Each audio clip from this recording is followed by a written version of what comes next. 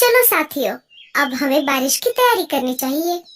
हाँ हाँ भाई, चलो हमें अभी से पानी की खोज करनी चाहिए, नहीं तो बरसात का समय निकल जाएगा और फिर जंगल में सूखा पड़ने लगेगा। आसमान में बादल पानी की तलाश में निकल पड़े थे, लेकिन उन्हें जमीन पर कहीं पर भी पानी नहीं दिख रहा था जहाँ से वो वाष्पीकरण कर सके और उससे बारिश कर सके। पर भाइयों, बहुत दिन हो गए, हमने पानी जमा ही नहीं किया। क्या हम पानी की खोज कर पाएंगे? अगर हमें जल्दी बारिश शुरू करनी है तो पास वाले जंगल में ही पानी ढूंढना पड़ेगा। अरे भाई, पहले से ही जंगल में पानी की बहुत कमी है, फिर भी तुम पास वाले जंगल में पानी ढूंढने की बात कर रहे हो। हर साल की तरह हमें समंदर से ही पानी की प्यास बुझानी पड़ेगी। पिछले साल हमें दूर से पानी लाने में बहुत परेशानी हुई थी।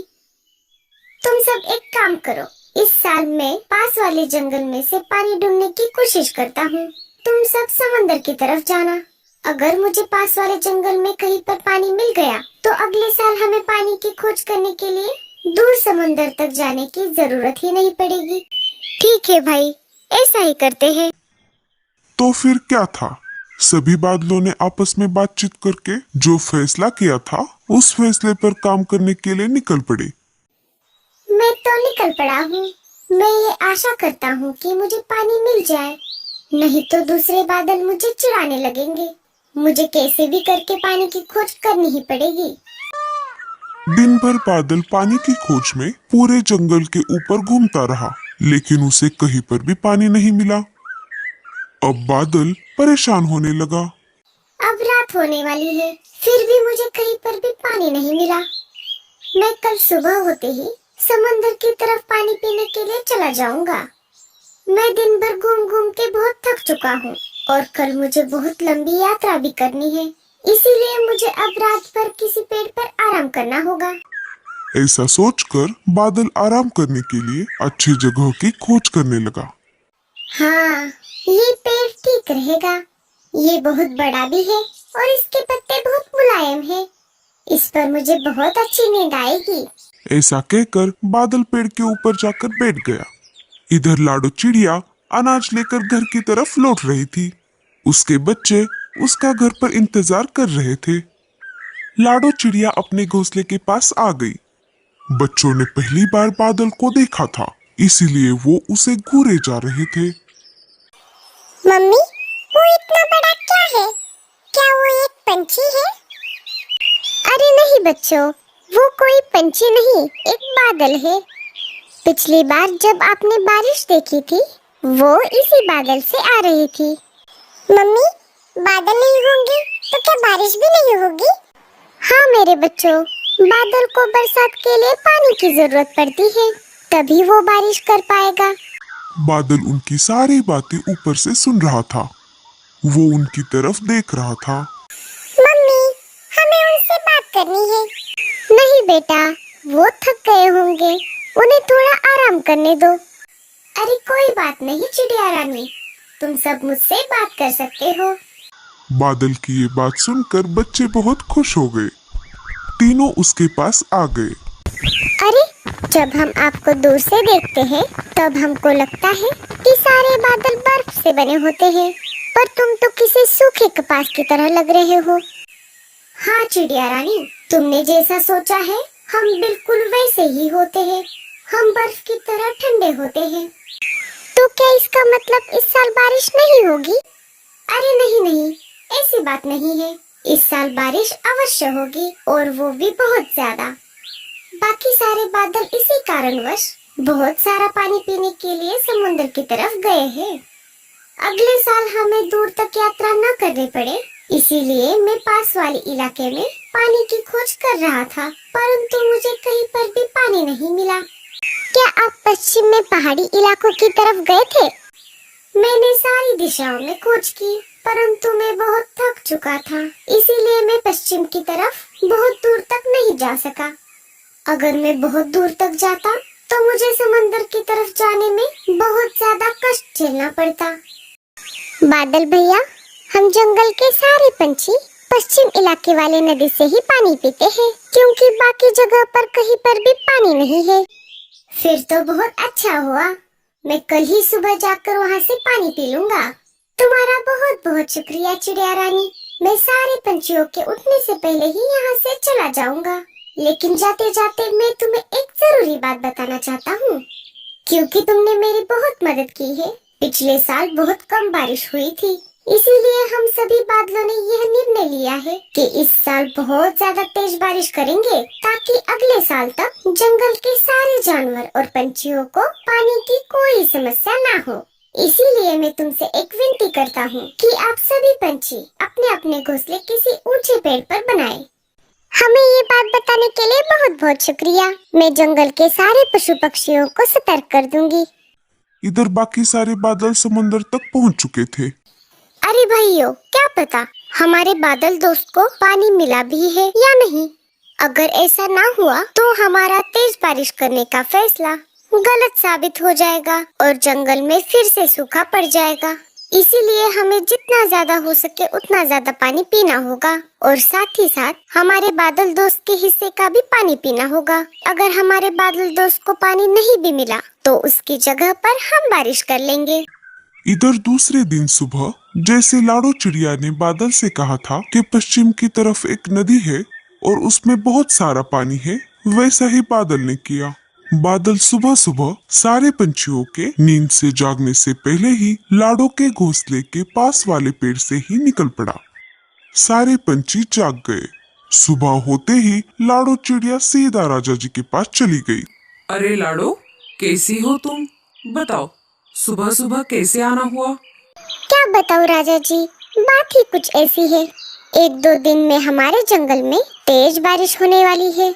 उस वजह से जंगल में बाढ़ भी आ सकती है। ये सब तुम्हें किसने बताया? तुम इतने दावे के साथ कैसे कह सकती हो? लाडो पिछले रात की सारी घटना राजा जी को बताती है। राजा जी को लाडो चिड़िया पर भरोसा था। लाडो, मुझे तुम पर पूरा भरोसा है। बताओ, अब आगे क्या करना है? राजा जी, चाहती तो मैं एक एक करके जंगल के सभी पंछियों के घर जाकर ये बात बता सकती थी, लेकिन उसमें बहुत ज्यादा वक्त लगेगा। हमें हमारे जंगल के सारे पंछियों को ये बात बतानी है कि 2-3 दिन में बहुत ज्यादा बारिश होने वाली है। इसीलिए सभी पंछियों को जितनी जल्द हो सके उतनी जल्द अपने अपने घोंसले किसी ऊंचे पेड़ पर ले जाने होंगे। ठीक है लाडो, मैं अभी सूचना पक्षी को बुलाता हूँ और उसे ये बात सारे जंगल में फैलाने के लिए कहता हूँ। सिपाहियों, सूचना पक्षी को बुलाया जाए। जी महाराज। राजा जी ने सिपाही पक्षियों को सारी बातें बता दी। थोड़ी देर बाद सूचना पक्षी जंगल में आ गए और उन्होंने पूरे जंगल में ये बात फैला दी। सुनो सुनो सुनो, खबर मिली है कि आने वाले 2-3 दिनों में जंगल में बहुत तेज बारिश होने वाली है। इसी तेज बारिश की वजह से जंगल में बाढ़ भी आ सकती है। इसीलिए राजा जी ने सारे पंछियों को ये सूचना दी है कि जितनी जल्द हो सके उतनी जल्द अपने अपने घोंसले ऊंचे पेड़ पर बना ले, ताकि बाढ़ के पानी से सुरक्षा हो सके। जंगल के सारे पंछियों ने राजा जी के सूचना को मानकर अपने अपने घोंसले किसी ऊंचे पेड़ पर ले जाना शुरू कर दिया। लेकिन मीनू मौसी ने राजा जी की बातों को नहीं माना। ये राजा भी ना पागल है, पागल। इसे कोई भी कुछ भी बता देता है और ये मान लेता है। मैं मेरा घोंसला छोड़कर कहीं पर भी नहीं जाऊंगी, चाहे कितनी भी तेज बारिश क्यों ना हो। तभी लाडो चिड़िया मीनू मौसी के पास आ जाती है। अरे मीनू मौसी, अभी तक आपने अपना घोंसला शिफ्ट नहीं किया।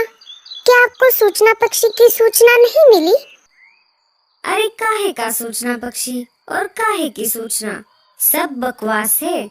हमारे राजा को तो कोई काम ही नहीं है, खाली बैठकर इधर उधर की बातें करता रहता है। उसे ये बात किसने बताई कि 2-3 दिन में बहुत ज्यादा बारिश आने वाली है? वो कोई जादूगर है क्या? क्या उसे कोई आत्मज्ञान हुआ है जो कुछ भी बोले जा रहा है? पागल कहीं का। अरे मीनू मौसी, ऐसा नहीं है।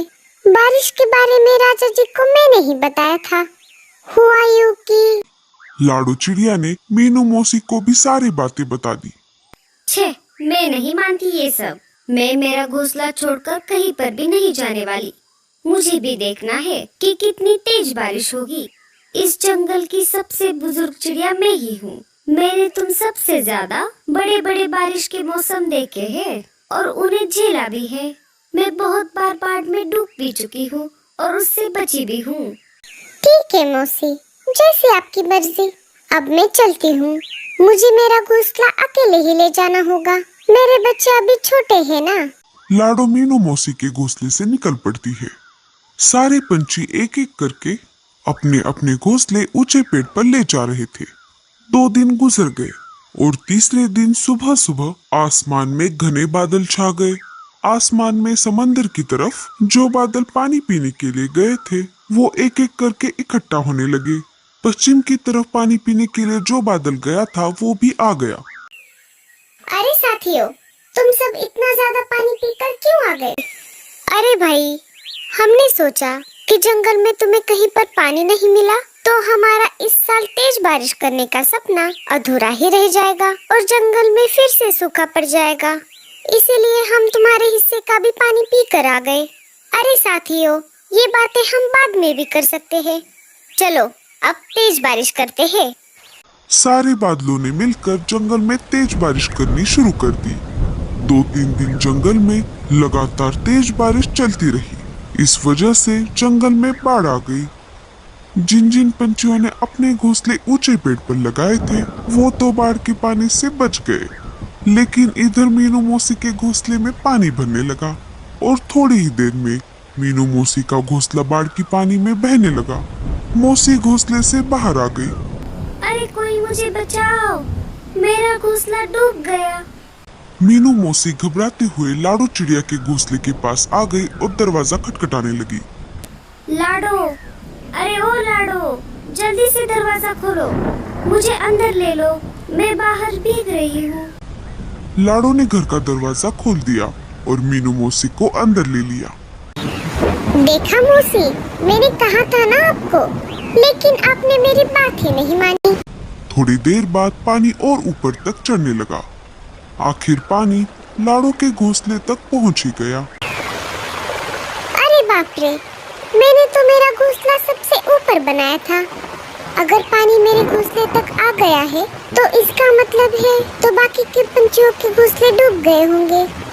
सारे पंछी अपने अपने घोंसले छोड़कर एक ऊंचे पेड़ की डाली पर जाकर बैठ गए थे। लाडो, उसके बच्चे और मीनू मौसी उनके पास चले गए। 4 दिन तक लगातार बारिश चलती रही। फिर धीरे धीरे बारिश कम होने लगी। बड़े पंछी भूखे प्यासे रह सकते थे, लेकिन छोटे पंछियों का भूख के मारे बहुत बुरा हाल हो चुका था। लाडो ने जिस बादल की पानी ढूंढने में मदद की थी वो लाडो चिड़िया के पास आ गया। बादल भाई, आपने तो कहा था कि तेज बारिश होने वाली है, लेकिन इतनी ज्यादा तेज बारिश होने वाली है ये नहीं बताया था। अरे चिड़िया रानी, मुझे माफ कर दो। हुआ यूं कि बादल ने सारी बात लाडो को बताई कि कैसे दूसरे बादलों ने उसके हिस्से का भी पानी पी लिया था। लेकिन अब आप ही बताइए, हमारे घोंसले तो पानी में बह चुके हैं। हम कब तक पेड़ पर यूं ही ऐसे बैठे रहेंगे? जंगल में अभी भी बहुत सारा पानी भरा हुआ है, ऐसे तो हम सब मर जाएंगे। अरे चिड़िया रानी, तुम चिंता मत करो, इसके लिए मेरे पास एक उपाय है। बादल ने सारे पंछियों के लिए अपने कपास से छोटे छोटे घर बना दिए। चिड़िया रानी, जब तक जंगल का पूरा पानी कम नहीं होता तब तक तुम इस बादल के घोंसले में रह सकती हो। जब पानी उतर जाएगा तब तुम इस घोंसले को छोड़ देना, ये अपने आप मेरे पास वापस लौट आएंगे। आपका बहुत बहुत शुक्रिया बादल जी, लेकिन हम सबको बहुत भूख लगी है। अरे मैंने इसका उपाय भी कर लिया है। मैंने हर एक बादल के घर में बहुत सारे फल रखे हैं। जब तक पानी कम नहीं हो जाता तब तक तुम सब ये खा लो। बाढ़ का पानी कम होने तक सारे पंछियों ने मिलकर बादल के घोंसले का बहुत मजा ले लिया। दोस्तों, क्या आपको भी बादल से बने हुए घर में रहना अच्छा लगेगा? हमें कमेंट्स में जरूर बताइए, और ये स्टोरी अच्छी लगी हो तो लाइक जरूर कीजिए। তোমরা আমার এই চ্যানেলটি সাবস্ক্রাইব করো ভালো ভালো ভিডিও দেখার জন্য।